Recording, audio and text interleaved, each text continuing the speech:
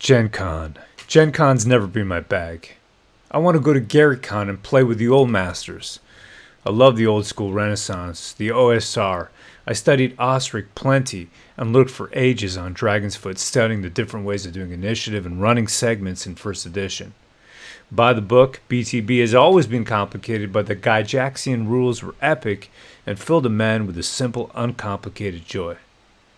Turns out GenCon is denying TSR Games entry and states that, in quotes, our goal is to build off the good, acknowledge the bad, and work towards a present free from racism, misogyny, and homophobia. TSR Games, from what I can tell, just keeps repeating, keep RPGs fantasy. Can't take issue with that. These days they tell us that orcs being evil is racist somehow. I don't know about any of you non-whites, but I never felt like an orc. GenCon, if you remember, is where that dude Hamburgler got punched by Pretty They Them. If I recall correctly, they were wearing a great dress. Then the guy getting punched gets banned. Guess GenCon's still leading the charge against reason and rationale. As far as I know, TSR Games is at most guilty of repeating that Gygax wasn't a bigot, and A, that's true, and B, it's called familial loyalty.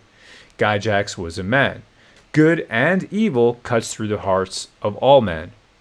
He was one of the leading lights, and we shouldn't forget that, and that's why we can all enjoy #TTRPG today. Dungeons & Dragons is a hobby for everyone. Seems like everybody these days trying to paint us old school gamers, OSRIC players, Gygax, Jim Ward, Weiss and Hickman loving players as bigots. It boggles my mind. My quick background: I'm over 40, what people would call colored, even though I feel like I'm a regular guy, sexually diverse, and tall. I never had a problem playing with any crew, always had laughs. Why? Because it's about the game, having fun, surviving, using your 10-foot pole. I've had fun playing 5th edition even a couple years back when it was all the rage, because at the time it was hard for me to get a 1st edition or an OD&D game going. Gotta be flexible in life, right? In the end, I wasn't super enthused about 5th edition. Dex is the god stat and everybody's a superhero. I want to die in life and in my game. I want to try. I want to win. I want to fail. I want to taste the agony of defeat. Victory just ain't the same without it.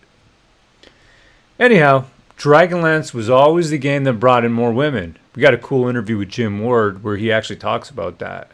I dropped the link over here.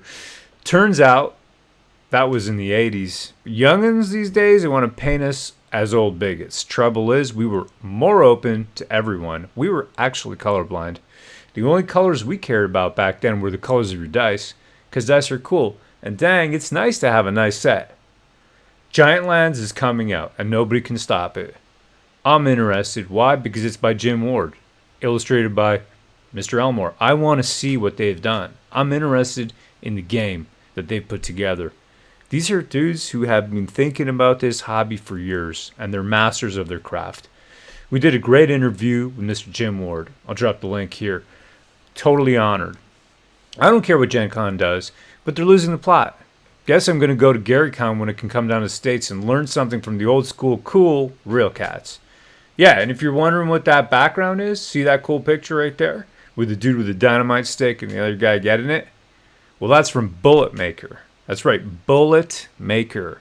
The new comic that we're releasing real soon now. Fully drawn, inked, full of maximum damage.